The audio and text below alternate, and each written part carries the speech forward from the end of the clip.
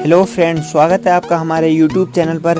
आज हम बात करेंगे भारत के उस जाबाज सैनिक की जिसने अपने शौर्य और पराक्रम से चीनी सैनिकों के दांत खट्टे कर दिए। भारत की धरती शौर्य और पराक्रम के वीरों से भरी हुई है। उन्हीं वीरों में से एक थे राइफलमैन जसवंत सिंह रावत।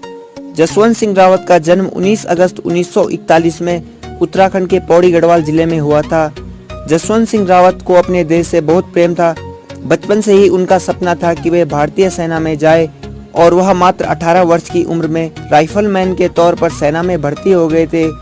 भर्ती होने के मात्र 1 महीने बाद ही उनकी पोस्टिंग अरुणाचल प्रदेश में कर दी गई। रावत गढ़वाल राइफल्स की 4th बटालियन की डेल्टा कंपनी में शामिल थे। ये बात सन 1962 की है, जब चीनी सेना अरुणाचल को हथियाने के लिए आगे बढ़ रही थी। गढ़वाल राइफल्स की यह 4th बटालियन अरुणाचल प्रदेश के तवांग के नूरारंग में स्थित थी।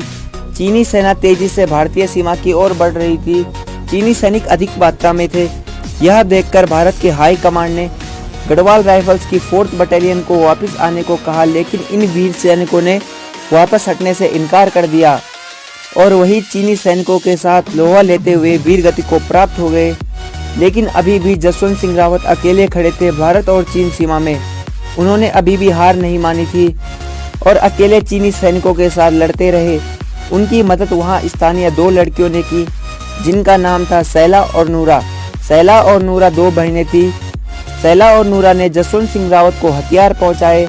जसवंत सिंह रावत ने उस पहाड़ी पर 3 अलग अलग बंकर बनाकर फायरिंग की। उन्होंने अकेले ही 300 से अधिक चीनी सैनिकों को मौत के घाट उतार दिया। चीनी सेना इस भ्रम में थी कि जिस भारतीय सेना से वो लड़ रहे हैं वह एक भारतीय सेना की पूरी बटालियन है। दुर्भाग्यवश चीनी सैनिकों ने रावत को खाना पहुंचाने वाले व्यक्ति को पकड़ लिया और सारी बातें जान ली कि उनके साथ 3 दिन से अकेला भारतीय सैनिक लड़ रहा है। इस बात से बौखलाकर चीनी सैनिकों ने पहाड़ी को चारों तरफ से घेर लिया। इस लड़ाई में सैला मार दी गई और नूरा को चीनी सैनिकों द्वारा जिंदा पकड़ लिया गया। चीनी सैनिकों से पूरी तरह घिरने के बाद जसवंत सिंह रावत ने खुद को गोली मार दी और चीनी सैनिक उनका सर काटकर चीनी सेना अपने साथ ले गई और युद्ध समाप्त होने के बाद उनका सर भारत लौटा दिया गया। उनकी बहादुरी देखकर चीनी सेना प्रभावित हुई और चीन ने साथ में रावत की बनी एक पीतल की प्रतिमा भारत को भेंट की। जिस जगह जसवंत सिंह रावत ने अपनी अंतिम लड़ाई लड़ी उस जगह का नाम जसवंतगढ़ रख दिया गया। वहाँ उनकी याद में एक मंदिर बनाया गया है। वहाँ उनसे जुड़ी सभी चीज़ों को सुरक्षित रखा गया है। भारतीय सेना का बड़ा से बड़ा अधिकारी भी इस मंदिर के सामने सर झुकाता है। वह भारतीय सेना के एकमात्र ऐसे सैनिक है जिनकी मृत्यु के बाद भी उनके नाम के आगे शहीद नहीं लगाया जाता। उनको मृत्यु के बाद भी प्रमोशन मिलता आ रहा है।